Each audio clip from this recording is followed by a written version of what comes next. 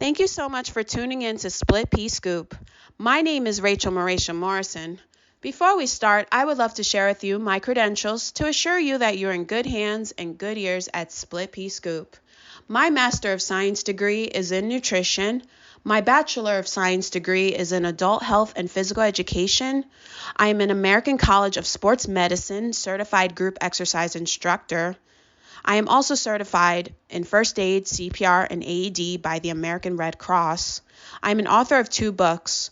The first book is entitled God plus Music Equals Joy, and the second book is entitled Through the Spirit Health Journal, A Loving, Joyful, and Peaceful Spiritual Nutrition Experience. Both of my books are available on Amazon in ebook and paperback form. It's time to get started. My 4th episode is entitled Let the Sun Shine In, to honor various elements of mental health in connection to nutrition and physical activity. In addition, a random fact about me is that my favorite musical is Hair, and it cheers me up whenever I watch it. It's very nostalgic, inspirational, and brings all kinds of people together. In relation to mental health aspects that I did not get to address previously in my 3rd episode, also connected to mental health and nutrition physical activity connections, the most common mental and emotional health state is anxiety. Anxiety affects millions of people worldwide. The current count since the year 2019, according to the World Health Organization, is 301 million people. There are foods and beverages that can influence anxiety levels among humanity. I encourage you to find your favorite fitness and recreation activities to feel less anxiety. For example, I personally feel less anxiety after I walk on the boardwalk and beach, after I hike in the park, after I drink water and plant milk, and after I enjoy my favorite fruits and vegetables as a meal and snack component. The second most common emotional and mental health state is depression, unfortunately. Depression sadly affects millions of people around the world. The specific World Health Organization estimate is 280 million people since the year 2019. In connection to nutrition and physical activity, vitamin D is a nutrient that is connected to mood and emotion. People who eat and drink foods that are low in vitamin D are more vulnerable to depression. Physical activity and quality nutrition make the pursuit of happiness that much more enjoyable and easier. For example, I personally feel happy after I dance and kickbox and cook healthy foods and play outdoor sports with my family, such as soccer, lacrosse, tennis, and volleyball. There are a set of health goals that the government sets in order to increase the quality of life for all Americans in the United States. The specific Healthy People 2030 goal associated with depression for adults is, quote, increase the proportion of adults with depression who get treatment. The code of this health goal is MHMD-05. Since the year 2019, there has been little to no detectable change. The baseline comparison is 64.8% of adults age 18 years and over have received treatment in the past year, in the year 2018. There was a slight improvement, but there unfortunately is not a drastic improvement. So it went from 64.8 in 2018 to 66.3% in 2019. And the health goal in the data is 69.5%. Of course, we want an increase in this desire in order for more adults with depression to receive treatment. In relation to vitamin D, vitamin D is unfortunately one of the top 4 nationally low nutrients within each generation in the United States of America. However, there is a national improvement with vitamin D intake in the United States of America, according to Healthy People 2030, which is excellent. The specific health goal associated with vitamin D consumption is, quote, increase vitamin D consumption by people aged 2 years and over. The code is NWS-15.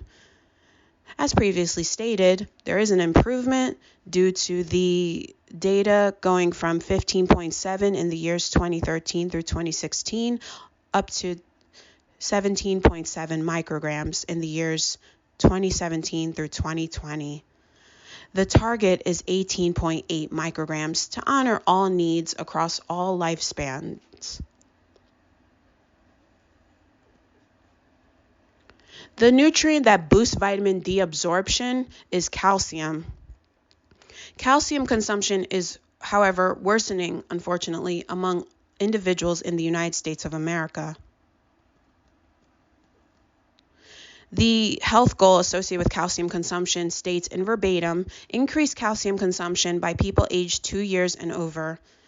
NWS-13 is the specific policy code. Unfortunately, the status, as previously stated, is getting worse because in the years 2013 to 2016, the baseline point is at 1,077 milligrams. However, from the years 2017 to 2020, the calcium intake has gone down as a whole at 1,047. So there was a 30 milligram decrease in calcium consumption.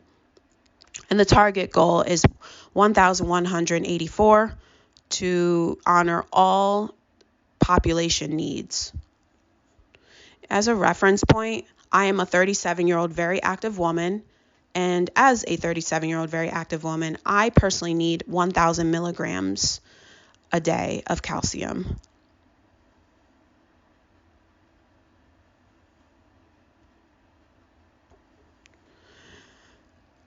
The main reason we need so much calcium and vitamin intake of vitamin D is that bone health improves through eating foods rich in vitamin D and calcium. Vitamin D production is naturally enhanced by sunlight exposure. Hence, let the sunshine in. Exercise boosts mood, and when bone health is managed through vitamin D and calcium intake, our muscles follow suit due to the synergistic movement connections of the musculoskeletal system, our bones and muscles working together in order to incorporate movement into our lives. Sunlight levels affect mood concurrently. So, for example, if you live in the northeast region of the United States, you are subject to have low sunlight exposure in the fall and winter, even more so than someone who lives in the southeastern region of the United States, for example. There are various foods that provide vitamin D that I personally enjoy. For example, I love tuna, I love salmon, I love sardines. Egg yolks provide ample vitamin D, as well as fortified beverages such as almond milk and soy milk. I also enjoy coconut yogurt, and that provides good sources of vitamin D as well. And one of my favorite vegetables is mushrooms, and mushrooms surprisingly have a good amount of vitamin D as well.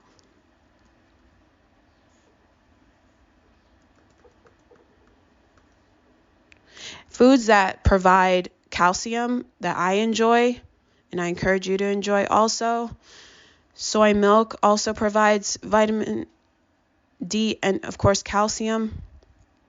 Tofu is another soy source that I enjoy. Almonds provide a good amount of calcium per ounce serving. Sardines provide calcium due to the bones of sardines. And bok choy is a vegetable I love to enjoy that have good amount of calcium.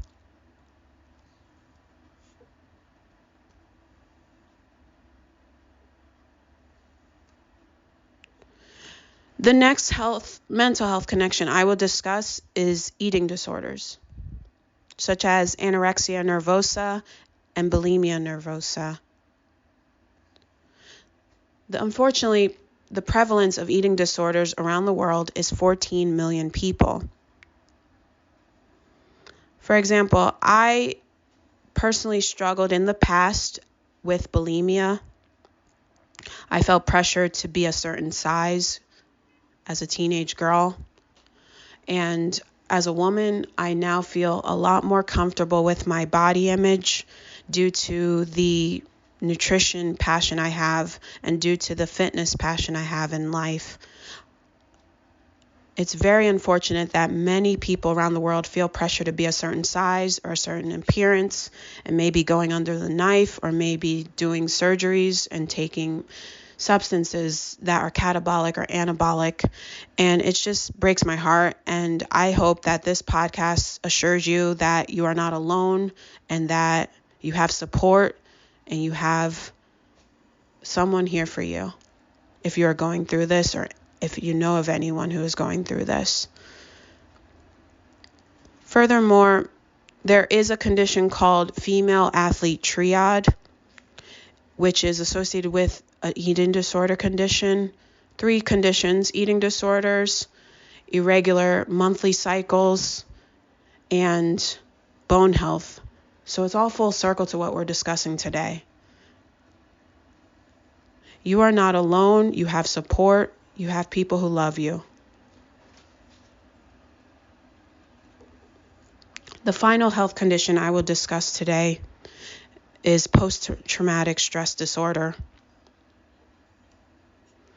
Post-traumatic stress disorder, unfortunately, is common among military personnel.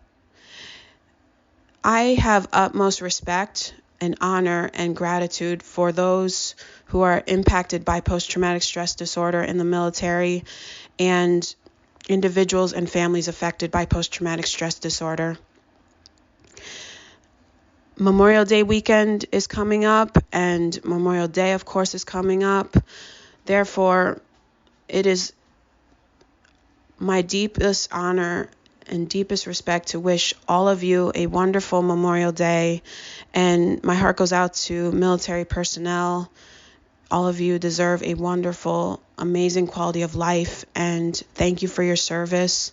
You are deeply respected. I have deep compassion and empathy and sympathy for you. And all of you are wonderful. And thank you so much for listening today. I pray that all of you have a wonderful, amazing week, a wonderful, amazing Memorial Day, and I will see you next Wednesday. Thank you.